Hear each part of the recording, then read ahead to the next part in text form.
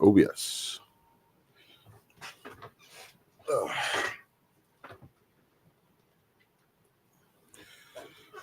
Um, I don't know if this is even gonna work because I got a lot of tabs open. I got a lot of stuff going on here. Who knows if this is even gonna work? But we're gonna go give it a go. Give it the old college try. Cannot connect to your PS5. This is gonna be. Hey Bristol, how's it going? This is gonna be a really short stream if I cannot connect to my PS5. Really short stream. If you got questions, definitely throw them in there. Hey, you weren't on the call yesterday, Bristol. If you cannot connect using someone else is using a remote play on your PS5 to connect to. You're connecting to. That's weird. All right. That was a weird. So I'm trying to connect my PlayStation 5 so that I can actually stream. And it's not going so great. Good morning from Australia. How's it going, Mike, at What I See Photography? What time is it in Australia? Oh, okay, there we go. So maybe I just tried to move too quickly. Let's get this out of the way. And we'll mute that. Nope. And so I'm up to no good. No problem. As long as you got a plan. As long as there's a plan in place. If you've got questions, I'll definitely answer them. I am just working on connecting everything right now.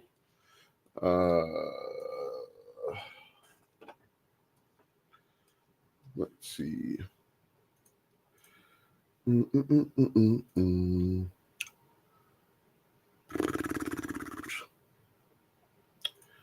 right, so we are going to click on 7:15 in the morning. Hey, thanks for the likes.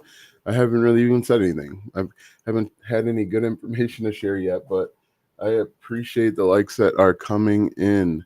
What questions you guys have? I'd be happy to answer them. Remote play like this. Share. 7:15 Sunday morning, huh? And one final thing I've got to do. Hi, one thing I don't ever see is content creators showing how much they made 190. Yeah, you're probably not going to get that information. Here's why I don't share exactly the exact amount of money that I make down to the penny. Because of the federal government. If you tell the world that you made $15,185.72 and the federal government decides to audit you, that's an issue. So, and actually in the video that I uploaded today, I reveal on the exact amount the exact amount of money I made on YouTube, which I think was like almost $97,000. The video that I uploaded today, check that out. But we're doing okay. So yeah, so that's one of the reasons why, because if someone says they make an amount, that can be used as it's public information. They can use it to audit you. They can use it for a variety of reasons. And quite honestly, I'm always really hesitant about sharing the exact amount of money I make, because it makes you a target. If you knew the exact amount someone made, how much they made it, and where they live, there's eventually going to be people knocking on your door wanting to know and wanting a piece of that money. So I would be everyone's very careful with it. And it's kind of weird that you're looking for the 1099. 1099 to show proof. Because content creators and people that make money online in general, I would say most people that make money online try and keep as much of it as possible. Ooh, strike out there. That's the thing I need to do, a business address. Yeah. But here's the thing, even with a business address, essentially people can just like Google your name and figure out your phone number and then figure out where you live. Like, it's crazy. I've had people call my personal phone number and say, "Hey, Alston, I got a question about whatever." And I'm like, "Who is this?" Yeah, it's pretty crazy. Like, I have a business phone number and I've got a personal phone number. People will Google your name and phone number and they'll look you up and they'll call you.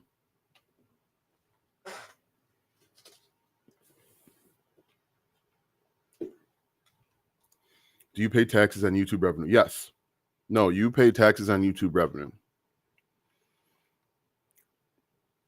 You pay taxes on any and all revenue. Oh, I shouldn't have swung at that. But that's what's crazy. Like, if the phone number isn't saved in my phone, I don't answer it because I've had people like call me. people call me or they text me and say, "Hey, is this Alston?" And I just don't even respond. But that's what, like I said, I've got a business phone. Unfortunately, my name's unique enough where you Google me, you've got my phone number. And I don't answer those calls.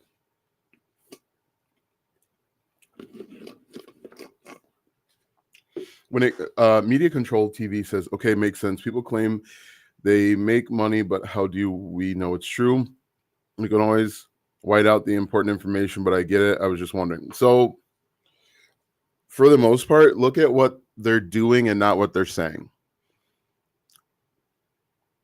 Like, I'll show you that's a foul ball. Just foul. Oh, bases loaded. 1 out. I need a sack fly here. Good eye. Look at what they're doing and not necessarily what they're saying. And a lot of the stuff is just logic or it doesn't follow the logic path. It's just not logical. Yeah, you got to pay taxes on any dollars earned. But content creators, they're going to try and claim everything. They're going to try and claim the lights that I have on, the microphone that I'm using, the computers or laptops that you're buying. You want to claim all that stuff so that you keep as much of your money as possible. And the worst thing that could happen is you get audited and it's public record because you made a YouTube video stating the exact amount of money that you made. That's not a great place you want to be, you know what I mean? Anyway, what other questions do you have for me? 5 to 5, top 9. Good eye. This guy probably will try and walk me. The receipt mania. Let's see. Nice.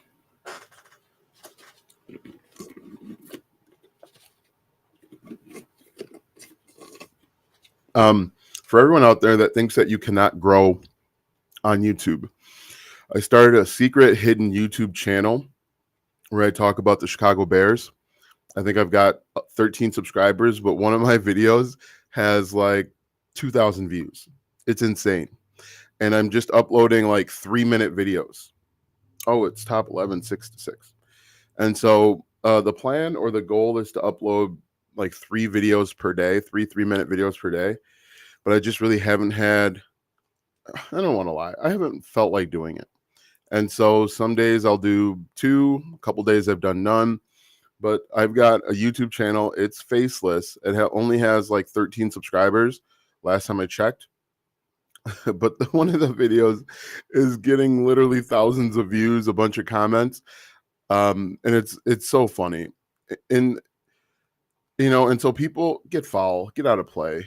And so people will say, you can't grow on YouTube or you can't grow on social media. It's simply because you're refusing to put in the work to grow on social media and to grow on YouTube. Oh, I need a sack fly here. Thanks for the likes that are coming in. I should bring up that channel. Oh, I shouldn't have swung at that. I'll bring up that channel. How do you find trending videos to do content on? Do you use paid software? I look at what's going on for the channel that only has like 10 subscribers. I simply look at, okay, good, that's a sack fly. Oh, a home run. We'll take that too. I look at the news. I look at what people are talking about in the news. Simple as that. I go pull up news articles and I make videos about news articles. The people that are writing these articles have put in time, energy, and effort to figure out what the audience is interested in. And so I just piggyback off of that. Go look at Google Trends, trends.google.com, or go look at news articles. Or you can even look at Twitter as well. Look at what's happening on social media because it's real time. But it's so funny. After this game, maybe I'll pause it and I'll tell you. What does it say? Is that Bears video on the sadness of getting Caleb Williams and not Jaden Daniels? You found my YouTube channel. Is the Bears video on and so here's the thing. With that YouTube channel, I will make a controversial statement. Like I can't even think of a good idea to say, but I'll think of a controversial statement and it gets people talking and arguing. It says, is that Bears video on the sadness of getting Caleb Williams and not Jaden Daniels? It's a crapshoot right now. Who knows? Who knows how they're going to turn out? And it's a lot of it has to do with the development around him. Are the offensive coordinator, quarterback, coach, are they going to develop him? Are they going to develop him for the NFL? Because Peyton Manning could have went to the Chicago Bears instead of the Indianapolis Colts, and he might have never been that Peyton Manning. You know? Slide. Oh, he's safe in there.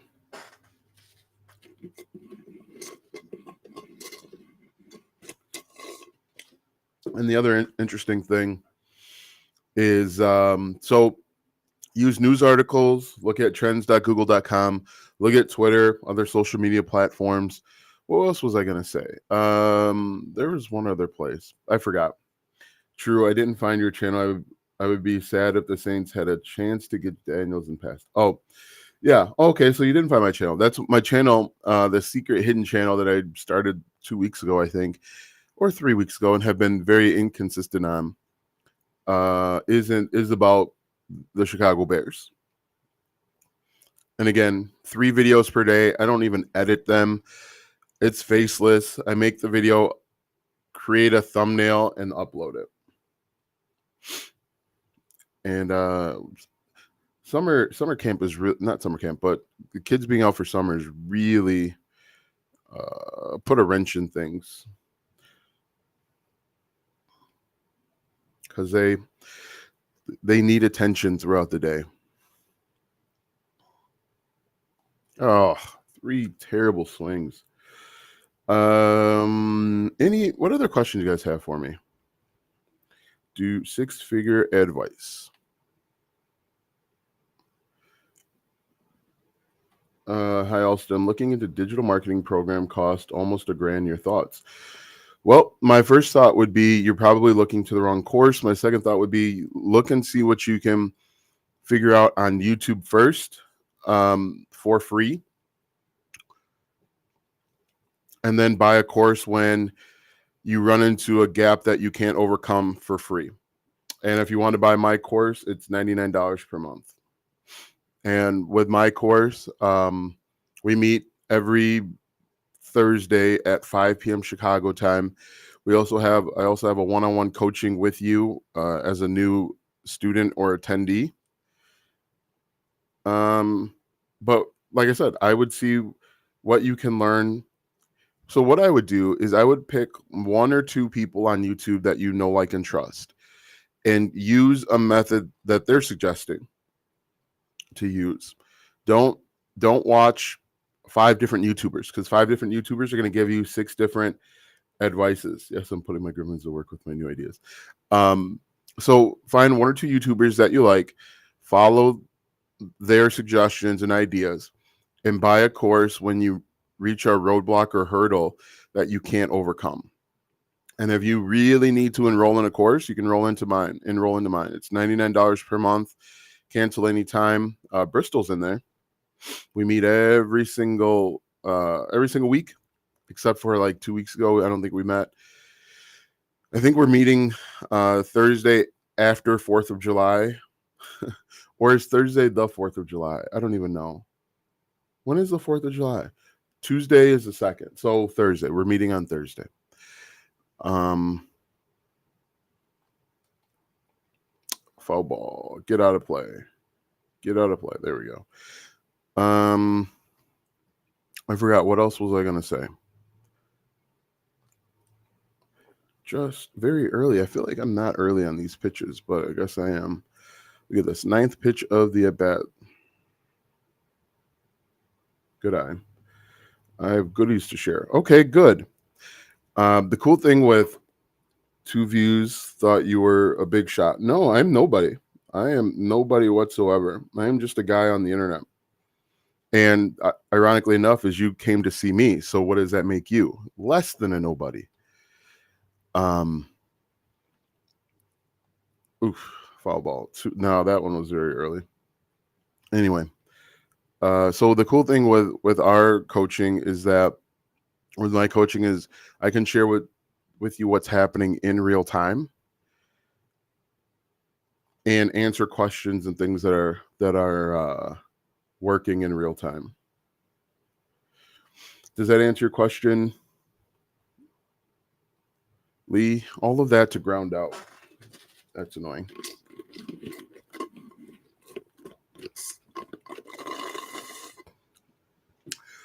Can I post links on social sites without paying for advertising? You mean like content marketing?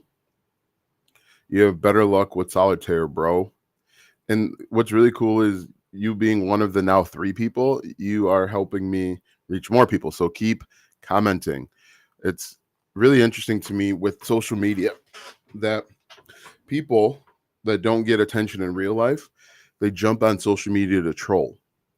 And when they troll and they get a little bit of commenting, so someone replies to things that they're saying, they get a little 15 minutes of validation. And then that keeps them going for 15, 20 minutes. But then they go back into the real world where they've got nobody to interact with. They are essentially sitting by themselves, wishing that they were loved by someone. And then they come back to the internet and they troll more. And it's a vicious cycle because they don't get the attention that they deserve in real life. So they go to the internet to troll, and it just gets progressively worse and worse and worse. And then they try and say more and more things to get bigger and bigger reactions. So my wife says, how's the pool? I don't know. So I appreciate your, is it condor? I can't see it really. But so what I would do, I don't know that Media Control TV, I don't know that you would, you can put links on social media. It's not necessarily the best way to do it. What I would do is be a little bit more strategic with your marketing plan. I would create content. Let's say you're creating content on TikTok or YouTube, and you want to create what's called a funnel, and you want to funnel people onto your mailing list, and then you can sell more stuff to them. The problem with putting affiliate links on YouTube or social media in general is that it does work. It can work, but most people don't buy right away. They need to see you multiple times before they feel comfortable buying from you.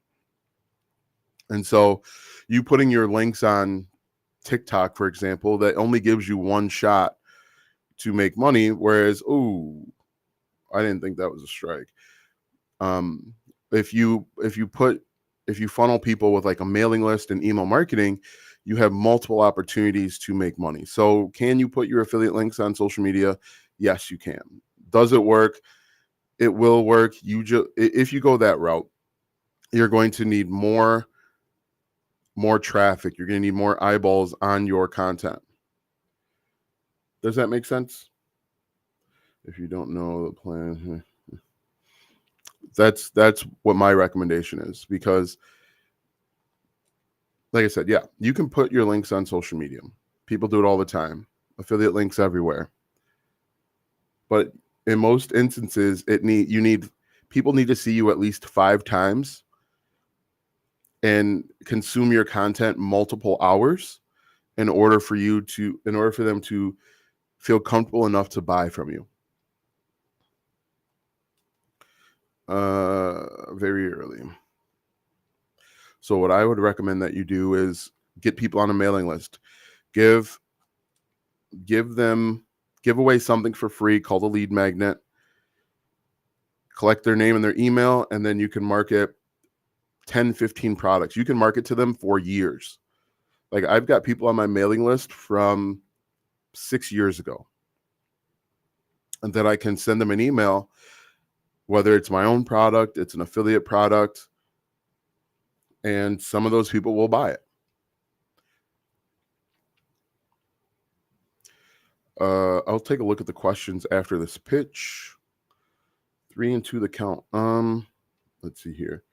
With your faceless channel, did you do any setup like registering a business or copywriting a name, or did you just turn on the camera and publish? I just turn on the camera and publish. If it ever gets monetized, that's when I'll start looking at doing some of that other stuff. I am more of a fan. Pop out. I'm more of a fan of just going and getting stuff done.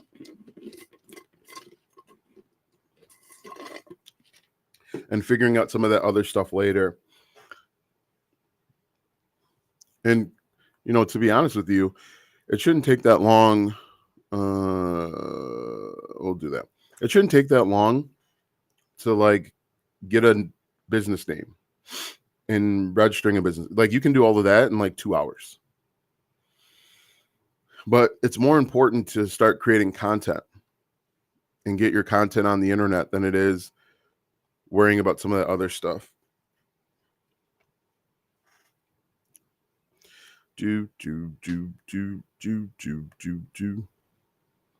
Ugh, terrible swing. What other questions you guys have for me?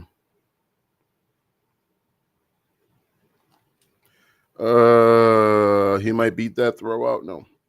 Figure out what sells first and register the business and do the paperwork. Yeah, I would much rather anyone and everyone do the stuff that generates revenue.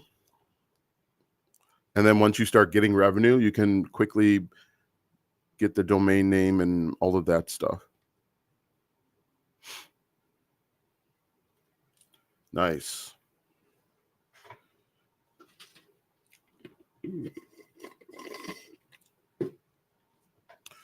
Yep, that's what I would do. The only thing that's going to bring you money is creating content.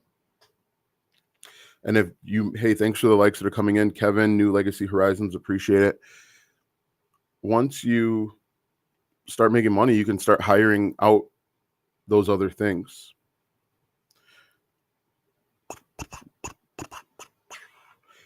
Making my way downtown. What other questions you guys got for me?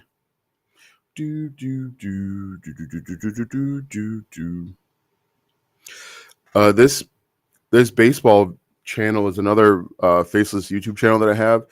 It's not growing that well. It's not growing at all, really. My hope is, or actually July 19th, I believe, NCAA football comes out, and I am going to be switching to playing NCAA football. And hopefully I'll get more views with NCAA football than MLB Road to the Show. NCAA football is going to be a more popular game. There's going to be many more people that are interested in that. So hopefully we will, hopefully I'll get more views on that one. And if I do, like always, I will share with you what works and what doesn't work.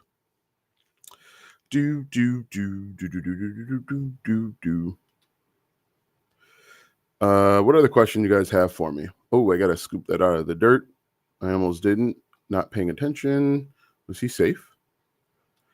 What other questions you guys have for me?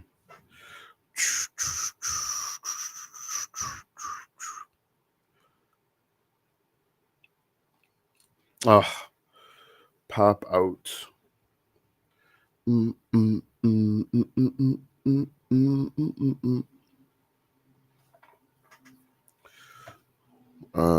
losing 4-3.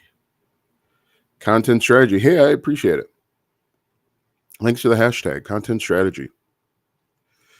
So speaking of content strategy, let's talk about it. What is the best strategy? So someone asked a little bit earlier, can you put affiliate links in on TikTok and social media?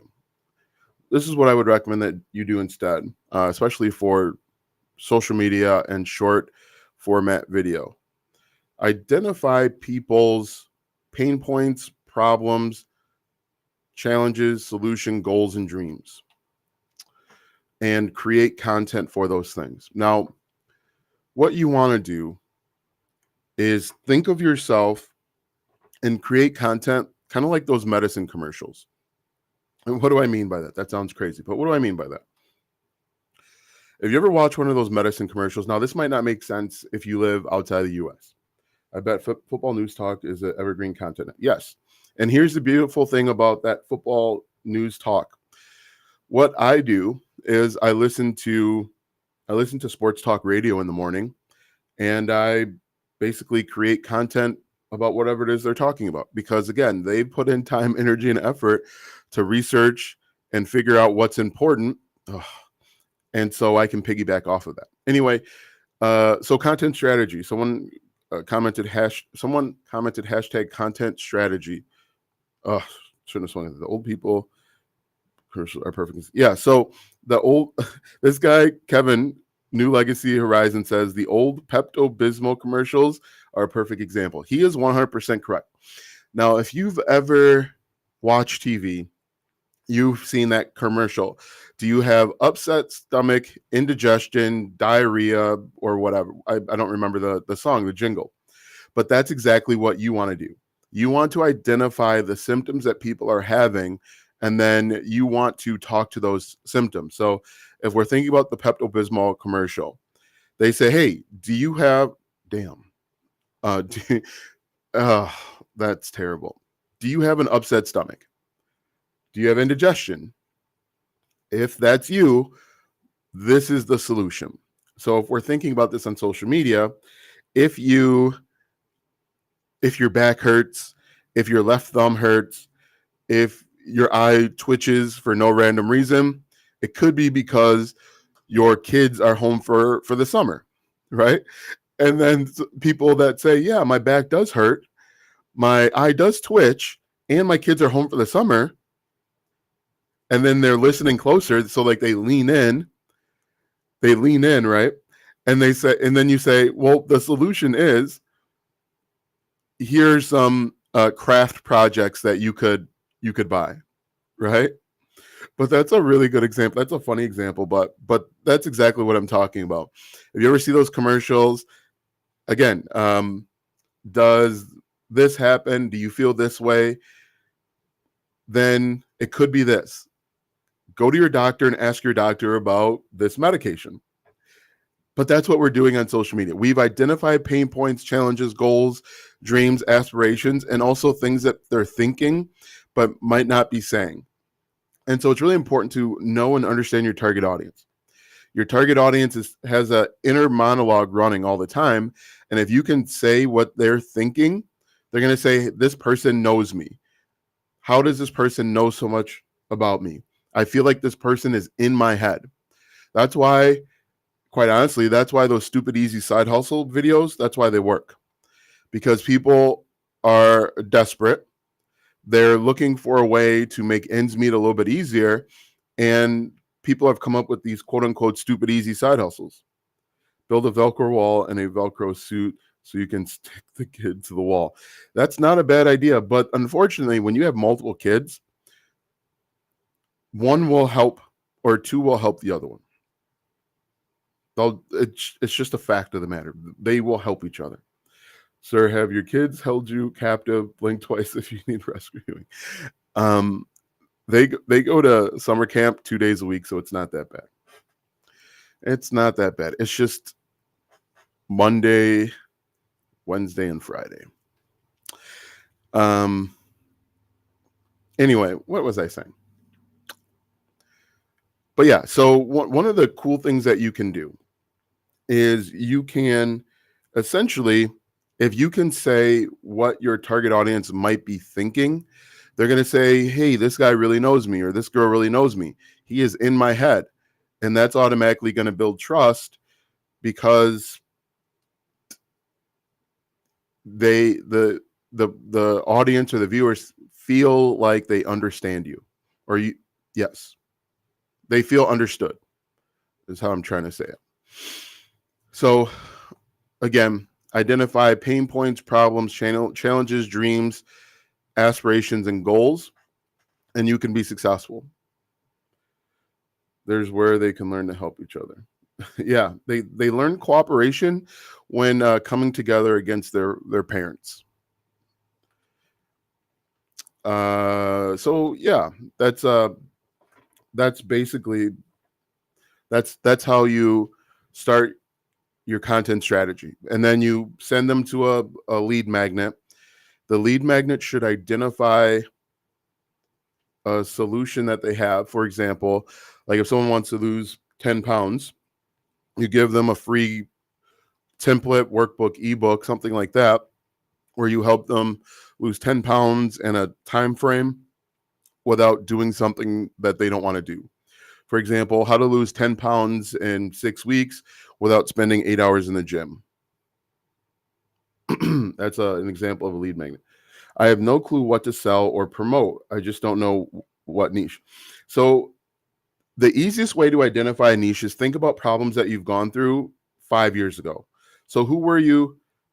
Yep, good to learn storytelling as well. And what you can do is you can wrap storytelling into what your target audience is thinking. But Frank, what I would encourage you to do is look at problems that you've gone through and survived and overcome within the last 5 years, because chances are there are millions of people that are going through the exact same thing. Let me give you an example. Earlier today, in fact, I'll actually run you through what I did say. 10 ways to distract your kids while you start an online business.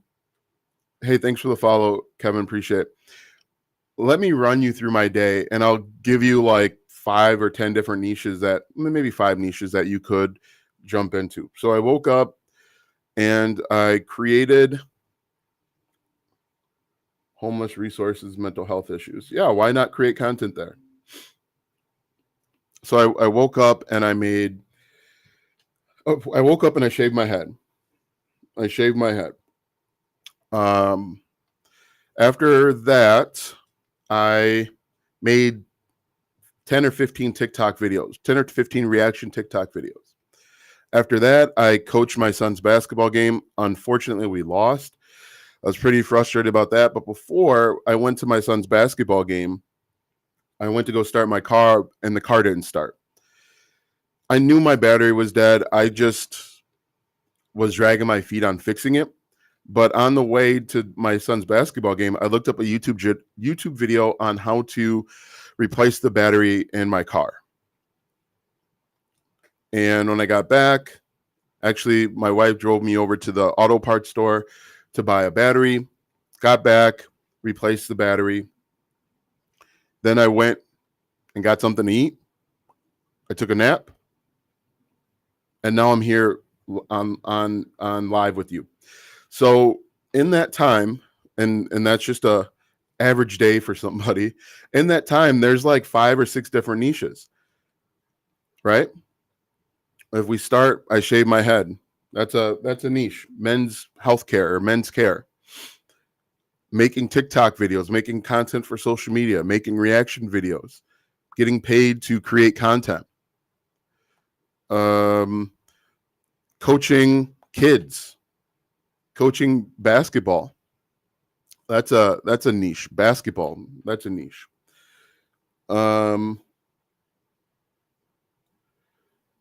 Let's see, what else am I? So after that, how to like car repair. That car repair is a huge niche.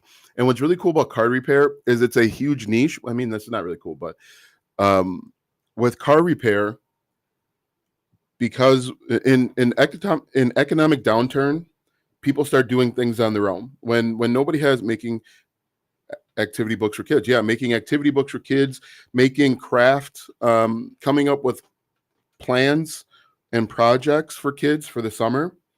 I've talked about that a lot on this channel.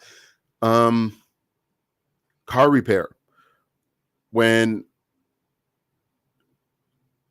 people are when America's in a recession, instead of buying their problems, they try and solve them through DIY means. And so, doing car repair is a huge niche. How to change the oil on a Mazda Miata. The video that I looked up on fixing your battery, I think had 500,000 views. That's a huge niche. So, and there's literally money in everything. So let's look at car repair. And Frank mentioned affiliate links with car repair. You could be an affiliate for Amazon. You could be an affiliate for, I think AutoZone still has an affiliate program. So you could be an affiliate for AutoZone. You could be an affiliate. There's all sorts of DIY car repair affiliate programs. And you make a video teaching people how to replace the battery. And then you put an affiliate link in your description. Or if you're going to do it on social media, send them to a landing page with different, give them a lead magnet of like a car repair checklist or some sort of checklist that has to do with their car. And then you've got them on your mailing list. Back when I used to drive my Camaro before we had kids, I used to wash my Camaro every Sunday in the summer. And then I would polish it 2 times per year, right before I put it up for the winter and essentially like halfway through the summer.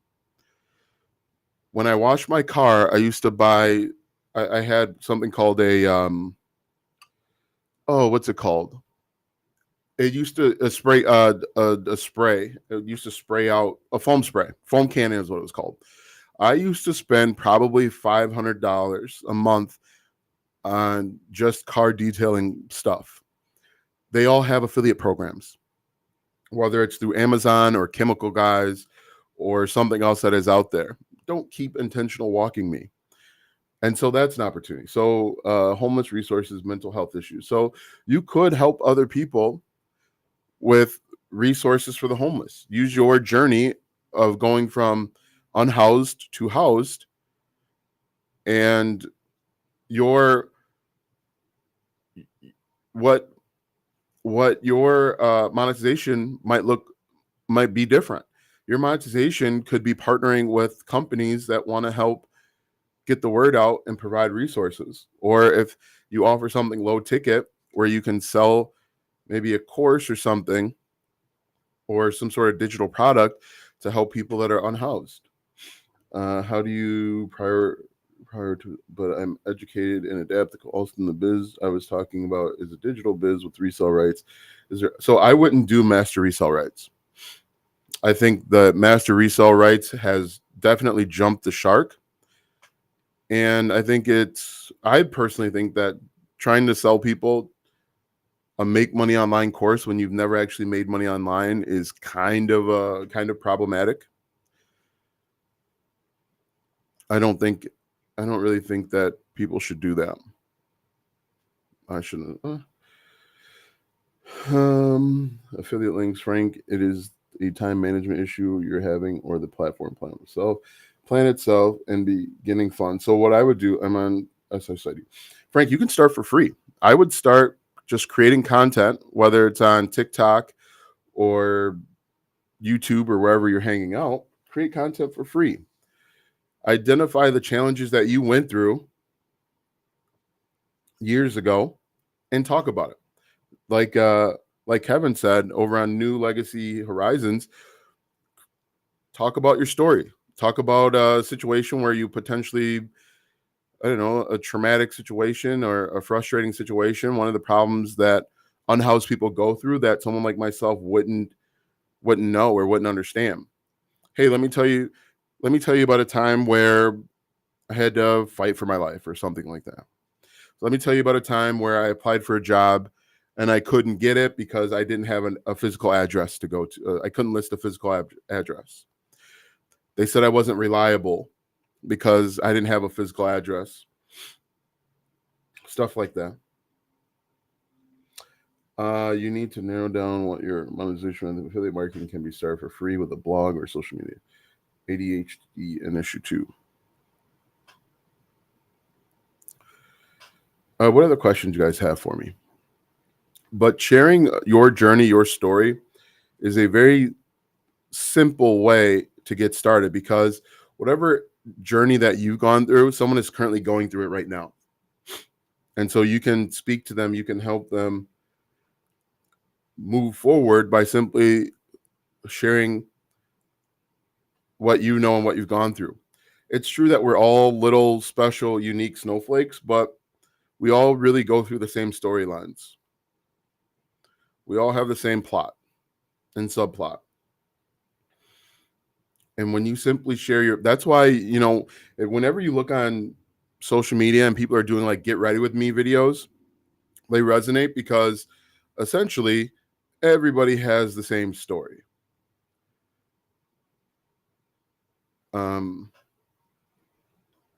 We all have the same plot and storyline. There's only like 10 of them. Really, there's only like 10 storylines. And so just sharing your story, if you can do it in a compelling way, I probably should have got that one. If you can do it in a compelling way, and that takes practice because it is a skill, you can be successful. It's like I tell you guys all the time. You want to, how did I put this? I think I talked about this a few days ago. You want to try and tell stories like a Disney princess sequence or kind of like a soap opera, where essentially you are opening and closing hooks. The video that I uploaded today, which I thought was a good video, not a lot of people saw it.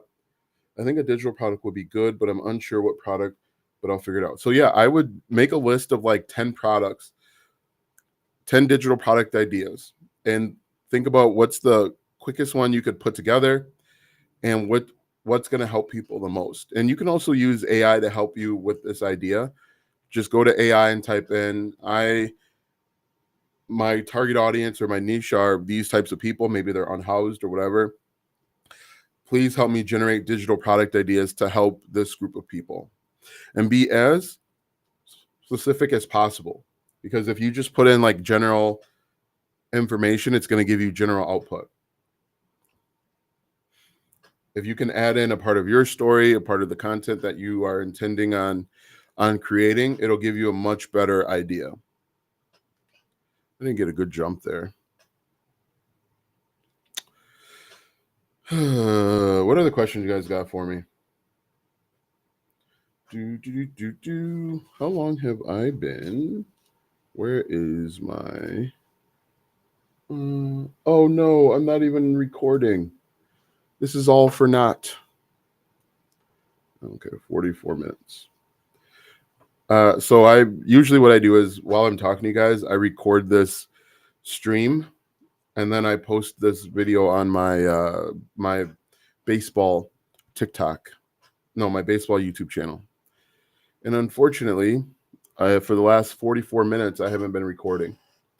So none of this will be usable, which is not so good. Right, but we need a base hit here. What other question you guys have for me? Swung right through that one.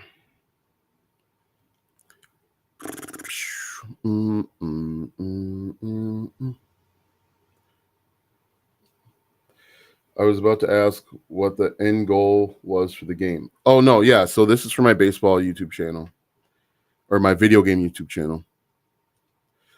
And so while I'm talking to you guys, I can play and I can kill two birds with one stone.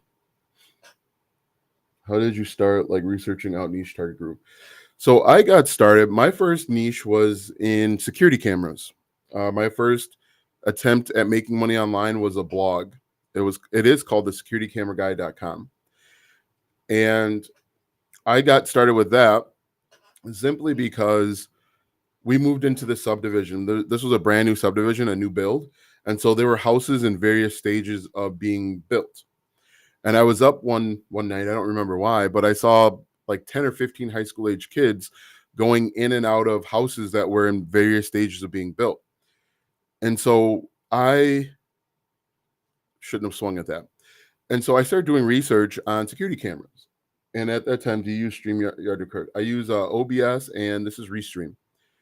And so I was doing research on security cameras. And at that time, video doorbells were like really new.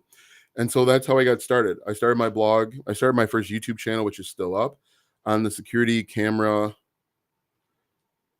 on security cameras, because it was of interest to me. And I had a blog that was getting traffic. That was my first go around with affiliate marketing. I am an affiliate for Amazon, and people would click on those affiliate links. My second blog was in small appliances, so like microwaves and stand mixers, and what else did I write about? I wrote about other stuff too. But it's funny. I got started thinking about microwaves, and that was my niche or my blog, because the buttons on my microwave stopped working.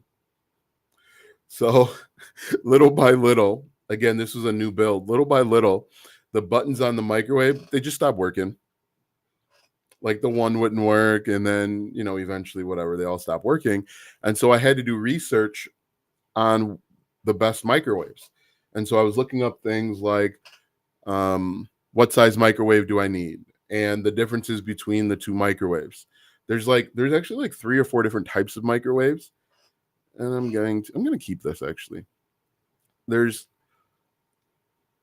are different types of microwaves. There are different types of, I don't know if I need this. I'm going to keep this one. I actually have one of those ready. That sucks.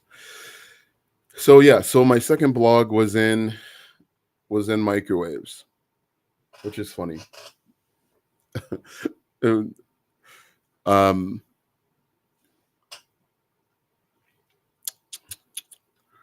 Yeah, I think that answered your question. My first YouTube channel and my first blog was on security cameras.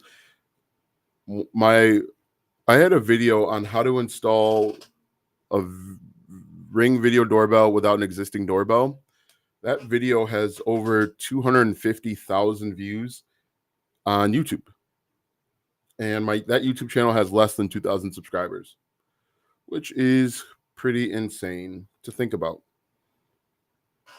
That's probably my third most viewed.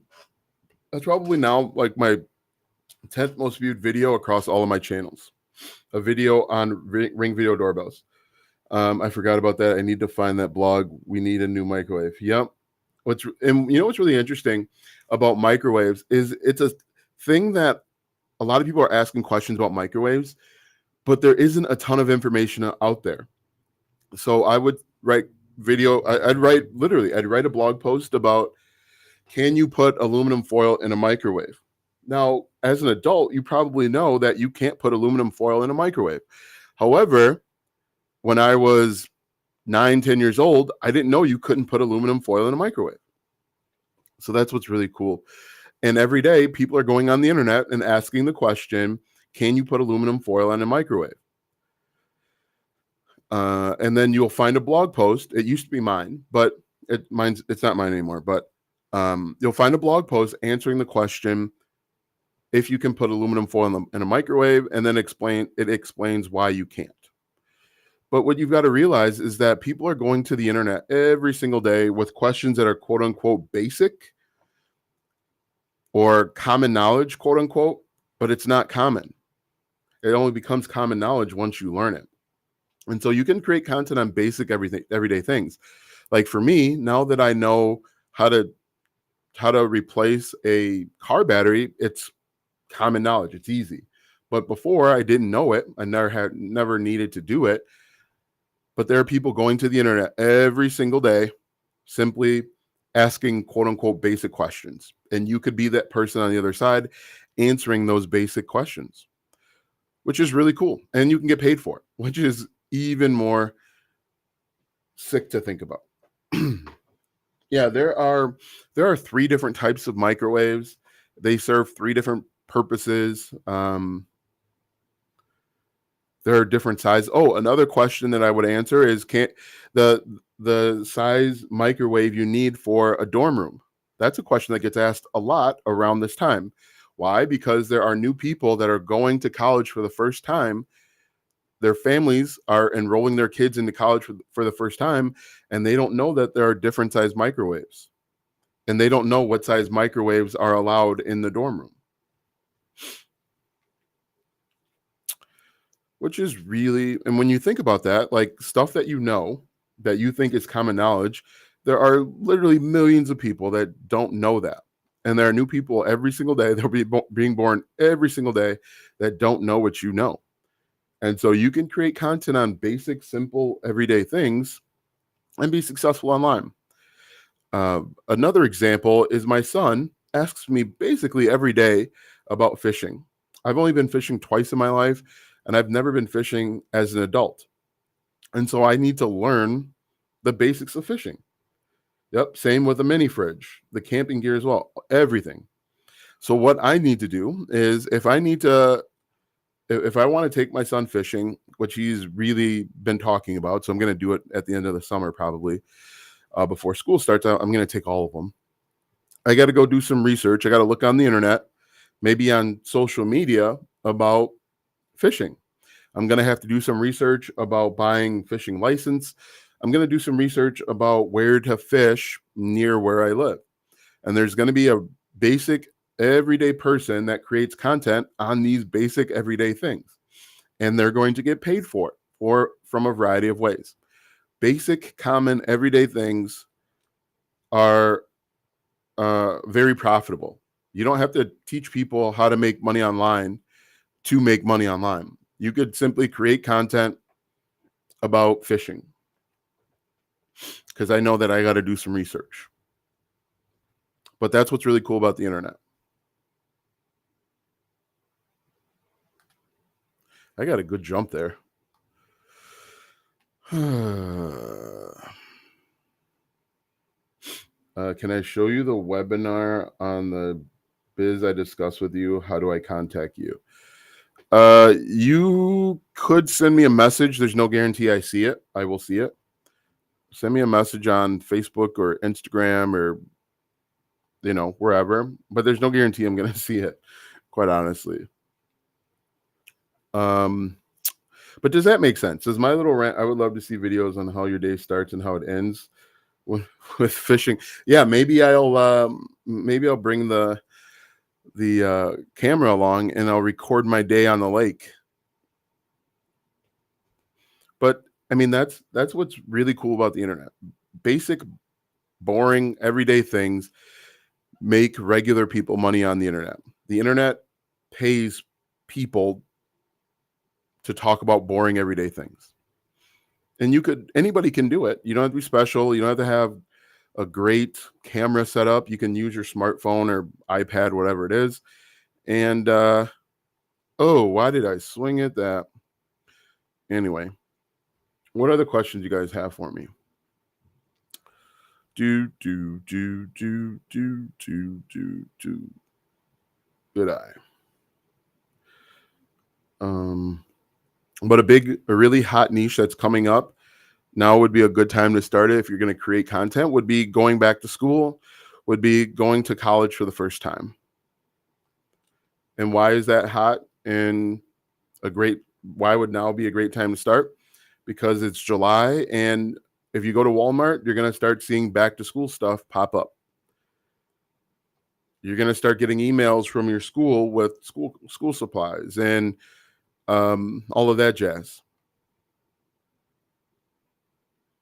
So if you're looking for something to start, and the cool thing is that that encompasses a lot of stuff.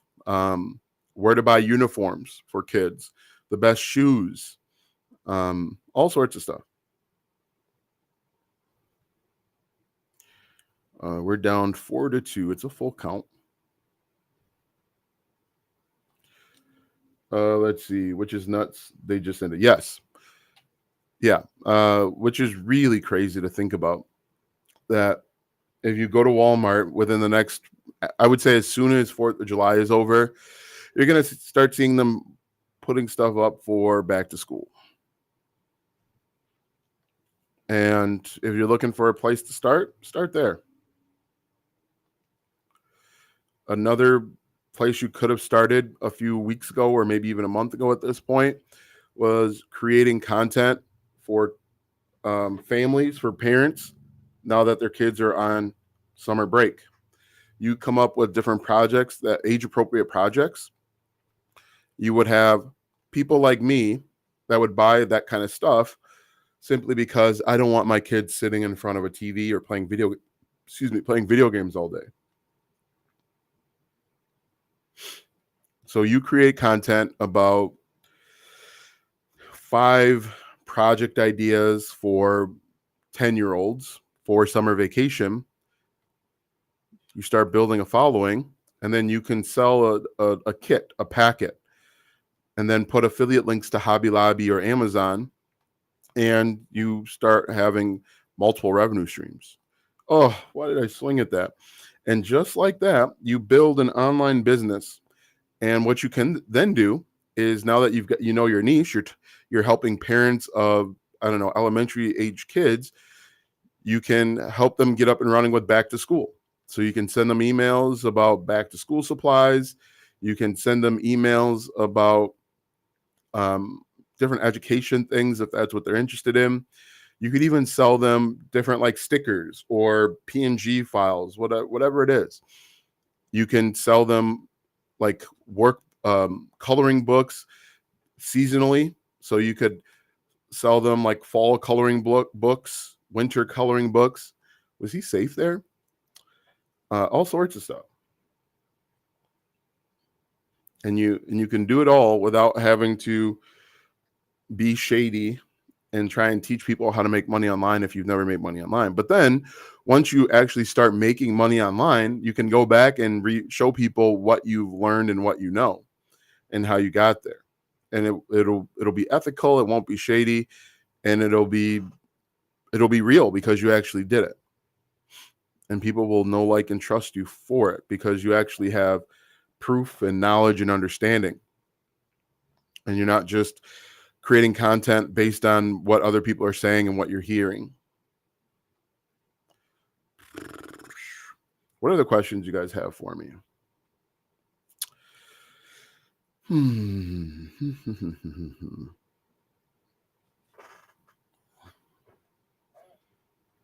Another opportunity, creating content based on holidays. 4th of July is this week. There are people out there that are going to spend hundreds, if not thousands of dollars on supplies for 4th of July, like table runners and red, white, and blue stickers, all sorts of goofy stuff. There's a huge market for it. You could create content about the best cups for 4th of July or best paper plates for 4th of July. He's going to catch that. Best paper plates for 4th of July. And you can start building a nice little business, because if people are decorating for 4th of July, they're going to do it for St. Patrick's Day. They're going to do it for Thanksgiving. They're going to do it for every single holiday. And you seeing that and knowing that, you can create content Hey, I discovered these cute little Thanksgiving whatever table covers. They are now available on Amazon. Go pick them up today. Oh, just does that make sense? Mm-mm-mm. Dude, I was late on that one. Stretch. Any questions? Is what I'm saying making sense? You find basic everyday things that are of interest to you. If it's interesting to you, if you like to do it, chances are there are millions of other people that also like it. Oh, late on that one again. And so you can essentially create content for those people. And then you can figure out a way to, got a bad jump there.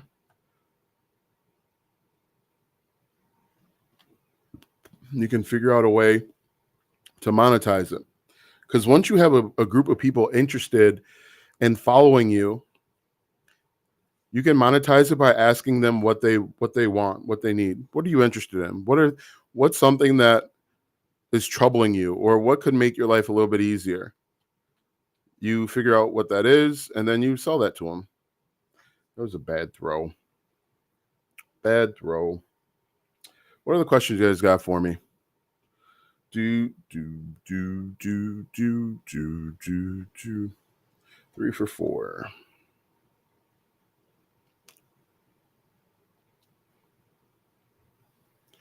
So when NCAA comes out, like I said, I'm going to be switching the format of this YouTube channel. I'll be doing a mix of dynasty mode. So I'll be building a program and probably transferring schools. I'll also be creating videos on like how to do different things. One of the things people ask on YouTube is like how to run the option. Do you use anything to calm your dogs? No, we don't. I don't know that so we've had our puppy for just over a year, and I don't know that I don't think he gets too scared, but we don't have a lot of fireworks where we are. There are more fireworks further in the subdivision, but where we are, there aren't really too bad. And I think it even rained last year, and so I don't know how he's going to respond, honestly. What was really cool growing up where I lived, is it good to start multiple YouTube channels? No, you should focus on one YouTube channel and get that one YouTube channel to uh, uh, monetize a good number.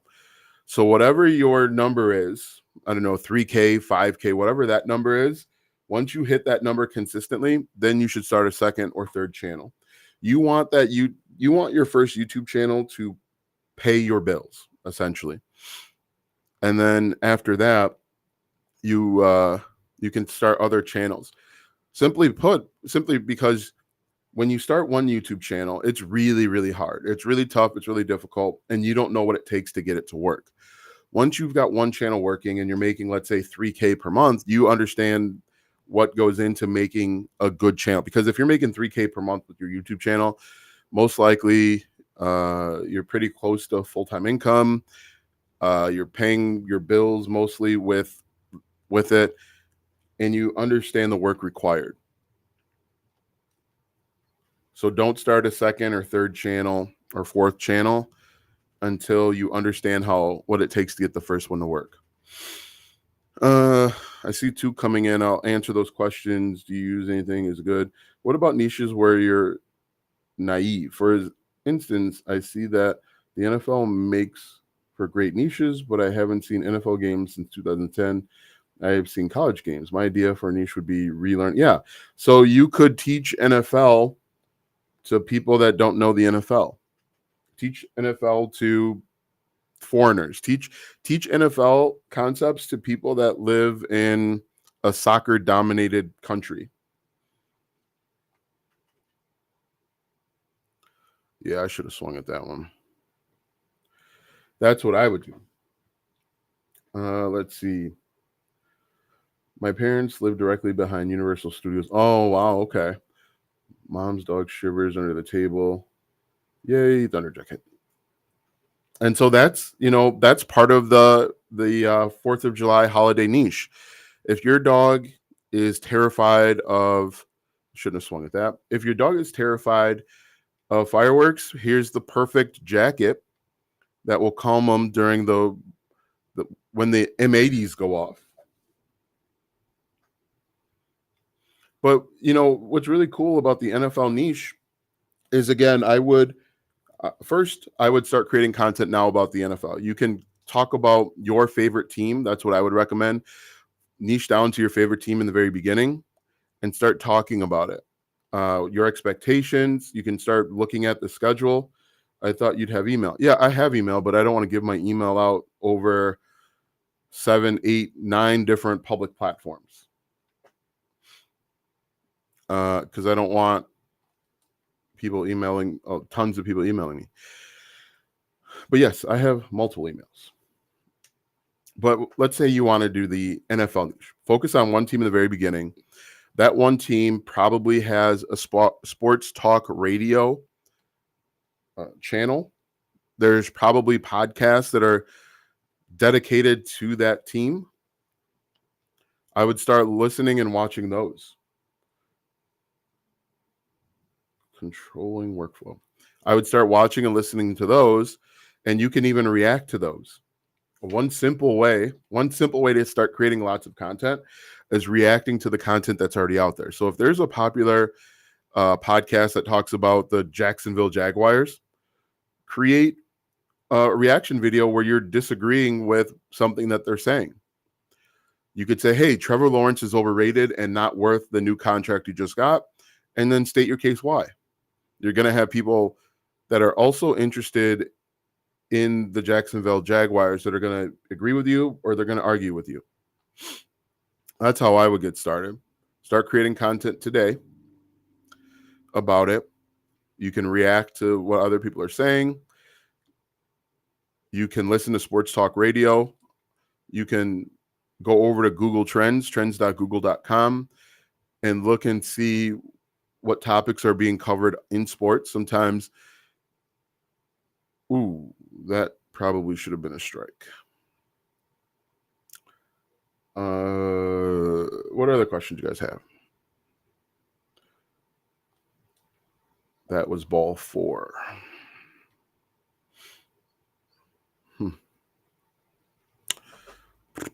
Come on, no one is talking about the Jaguars.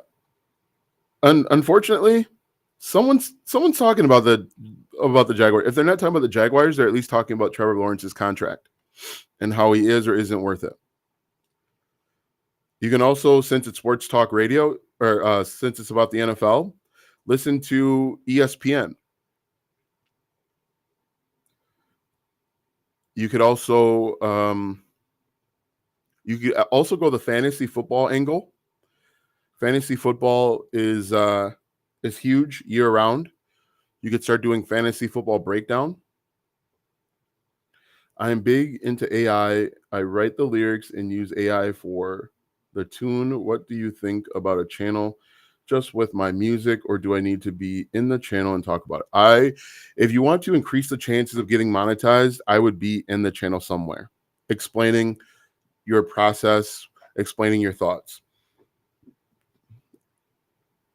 Can you get monetized just using 100% AI? You can. I just kind of lost my voice there. But the issue is, it's up to YouTube's discretion. And so YouTube could say it's too AI heavy. And the only way to mitigate that is to use your voice, hop in and talk about it for a little 3-4 minutes, make it unique. And then you have a strong case as to why it's not AI. Being a part of the YouTube Partner Program is up to YouTube's discretion.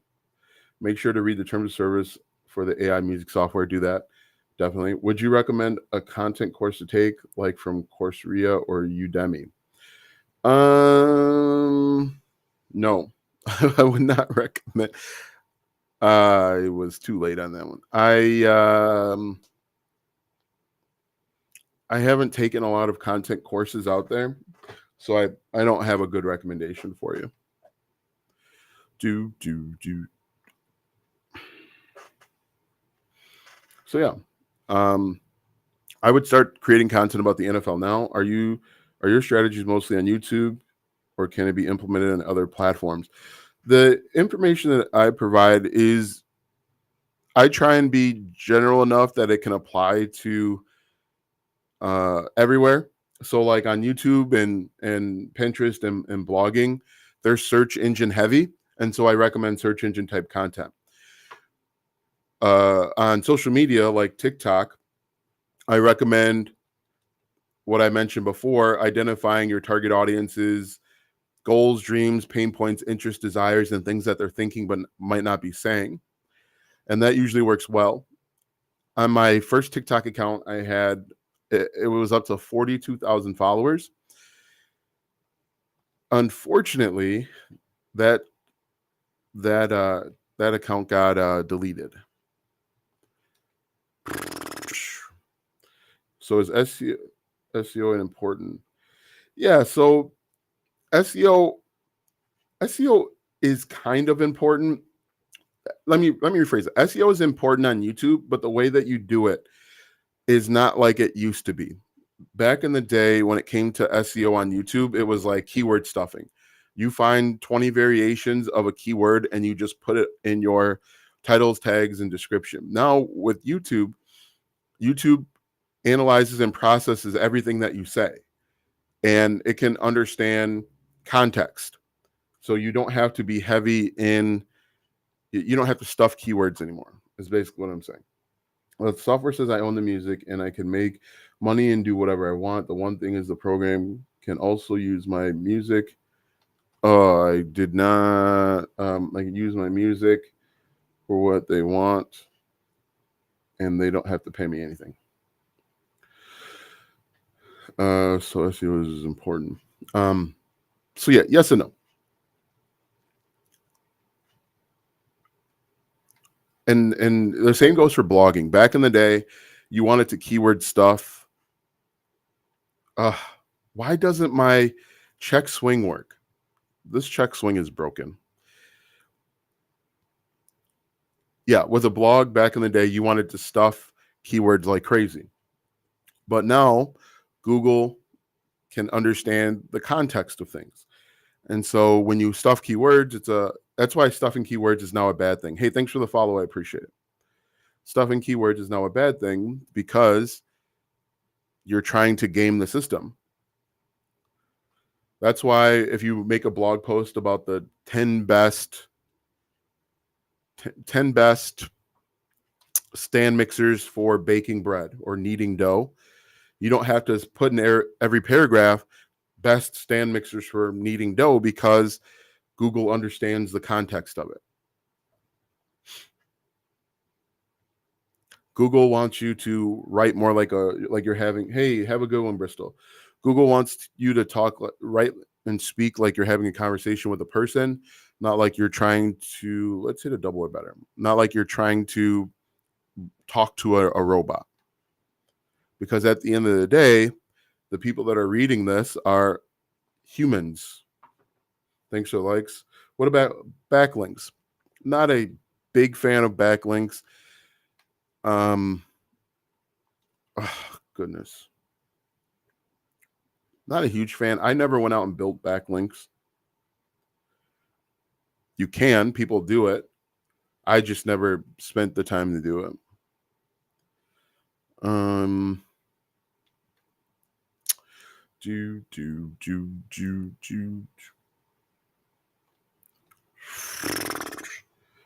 Strike them out. And the other thing with Pinterest, going back to Pinterest, there's a lot of really bad information on TikTok about Pinterest. I am playing MLB 24, the show. There's a lot of really bad information on social media about Pinterest. Pinterest is a search engine. And so I'm not watching, I'm playing. Pinterest is a search engine. And so you can't just take random words. I was really late on that one. Random words and throw them into Pinterest and expect to get views. You can't just take a screenshot or take an image from Amazon and post it in the Pinterest and expect to get views. It has to be based on what people are actually searching in order for you to get views.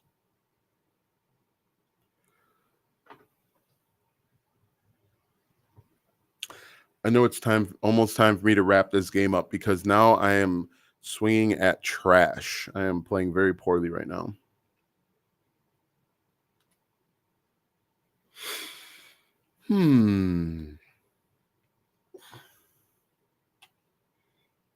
Is it hard to sell on Etsy? I personally do not like Etsy. I don't like Etsy because it's a race to the bottom.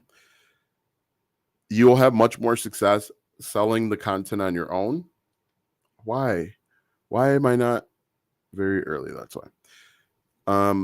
With Etsy, it's a search engine. It's a platform. So trends are important on Pinterest. Yeah, they can be seasonal trends. And the other thing with Pinterest is it's like 70% women. So make sure that you are creating content that appeals to women. Etsy, you've got to learn SEO. Etsy SEO. In my experience, you've got to keep uploading more and more. And like I said, it's a race to the bottom. You're going to be competing with hundreds, if not thousands of people to sell a $3 product. I didn't get a good jump there. I just sold a product today on Etsy, or yesterday, I think. It was a Instagram templates for meal planning or meal prep business or something like that.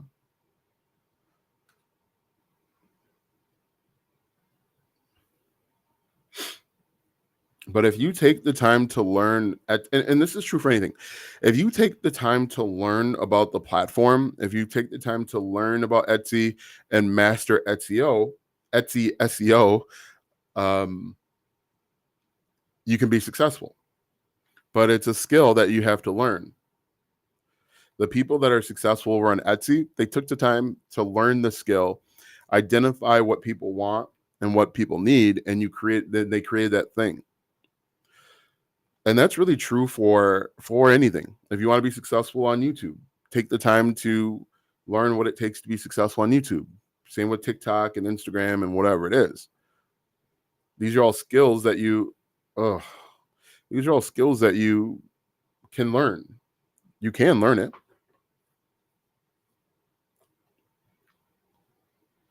I need to stop this recording and start a new one.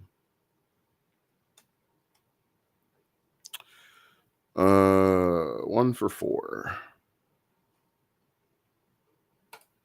All right. So yeah, is it hard to sell on Etsy? It depends on who you ask. I've sold things like tattoo designs. I've sold all sorts of stuff. Now, if I continue to create stuff on Etsy, like for tattoo designs, my sales would probably increase. I'd probably get more sales. Very early. But I haven't taken the time to learn and master Etsy, and so my sales are inconsistent.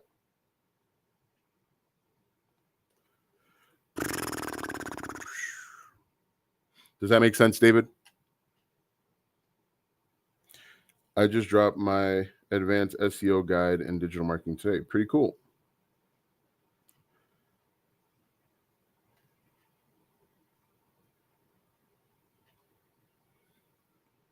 What other questions you guys have for me today? 36 home runs. Nice. Do.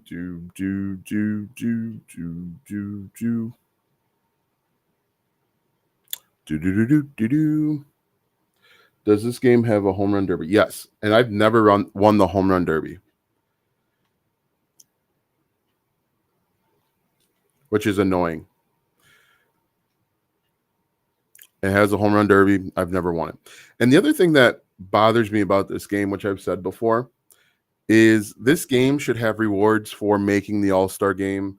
How long have you been in this industry? 6 or 7 years. No, longer than that. No. Yes, 6 or 7 years, I think. Because my youngest is 6. So I started around that time. Does this have...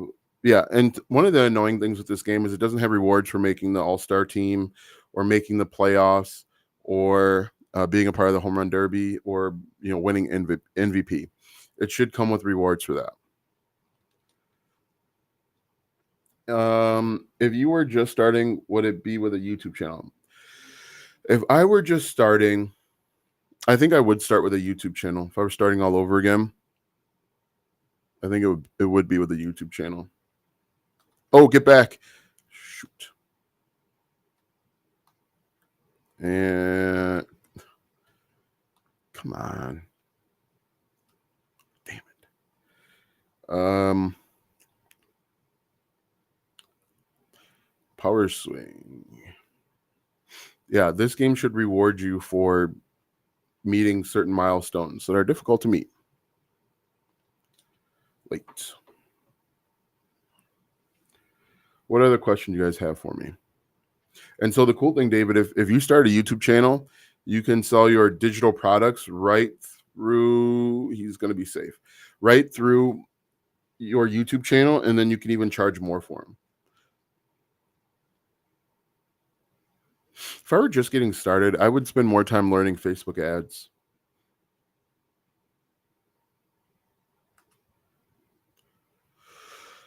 Oh, I got a bad jump there.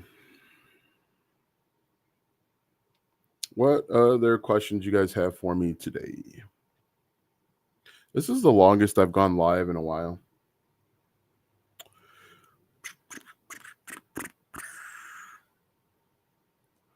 The longest. I saw some lady say on TikTok that you have to go live for an hour and a half to get a little boost. So that's what I'm doing. That's why it's been an hour and 22 minutes.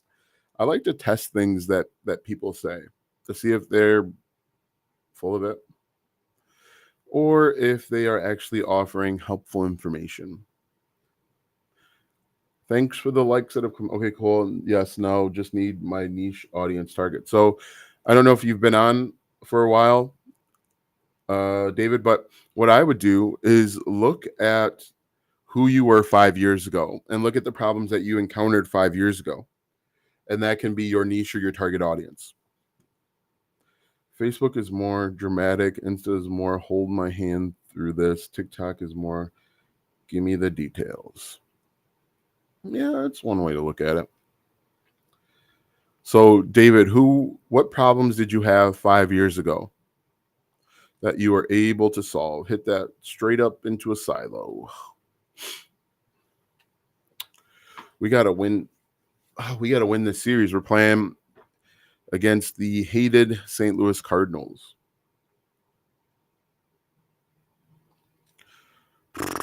Was I too late on that one? Yeah, just a little late.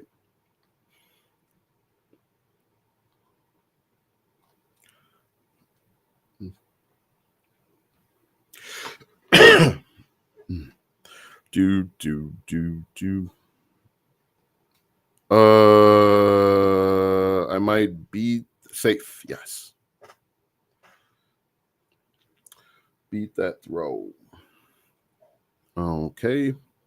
That was a terrible, terrible, terrible hit, but we'll take it. Still counts as a hit in the record books. These new graphics are almost real. Yes. Bye, George. Have a good one. Yeah, these graphics are insane.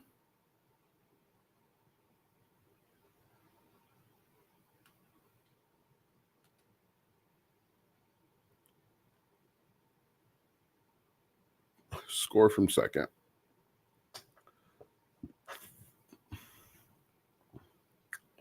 Ooh, bases loaded. One of my annoyances with another annoyance of mine with this game is the pitching seems to be absolutely trash on this team. You're telling me that it's 7-1, bottom fifth? We've given up 7 runs already.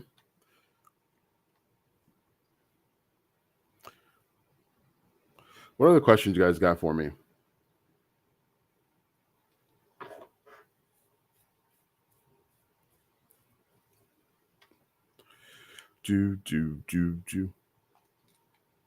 Very late. I haven't caught up to his fastball yet.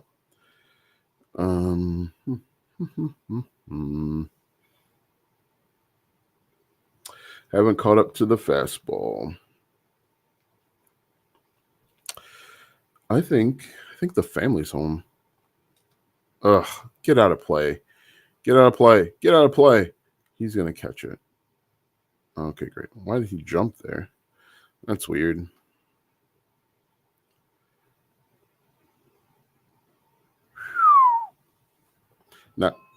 Not seeing the ball.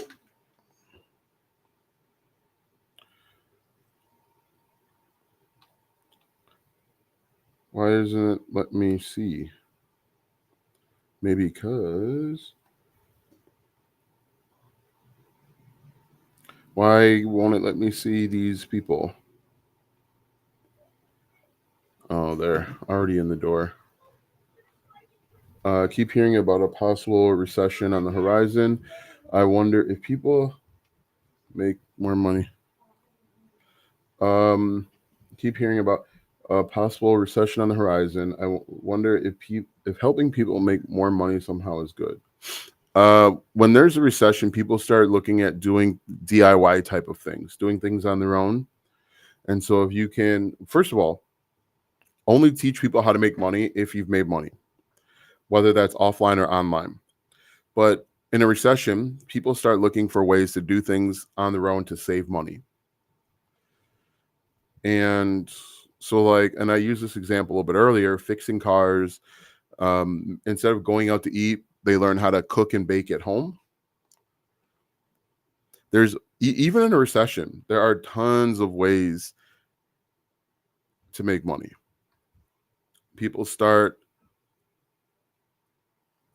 again doing things on their own. When money is abundant, that's when they are spending money willy-nilly, and they can afford to hire someone else to do the work.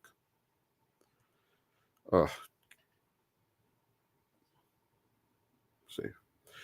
You mentioned on a channel at a time. Do you think it would completely unwise to have a live stream channel doing something that you regularly while you work on your first channel? So actually, Gary Vee suggests doing that, having a live channel while you are building something. And in the example, he used it as like a hair salon owner. Having a live stream workout channel while you work on your first channel. Yeah, do it. Let's see. So I have been live officially on TikTok for 90 minutes. Hooray for me. Let's see. Let's see if I get a little boost from being context swing, power swing, driving around. Let's see if I get a little boost now on my regular content for being live for 90 whole minutes. I'm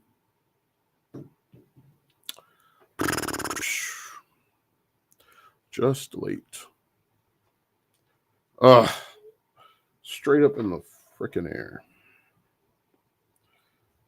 And they just say on social.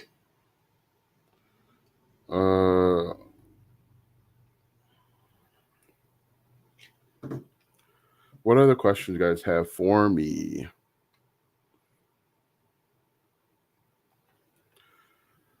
All right, go score. Great. What other questions? What did I just upload? Oh. If you own a North Face, you... Okay. I am going to...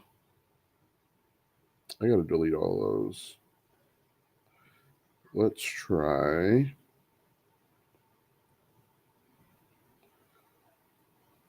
I don't have a video that I want to upload, but I'll find one quick. So one thing that I recommend everybody do, if you're getting into content creation, start batch creating your content. So instead of making one video at a time, try and make 2 or 3. So that way it's not overwhelming and you're not spending all day creating content. That's one suggestion that I would highly recommend everybody implement. It's going to take a little planning. It's a little difficult, a little bit more difficult, but start batch creating your content. Make 2-3 videos at a time, especially if you're on YouTube. This is early. That'll help you.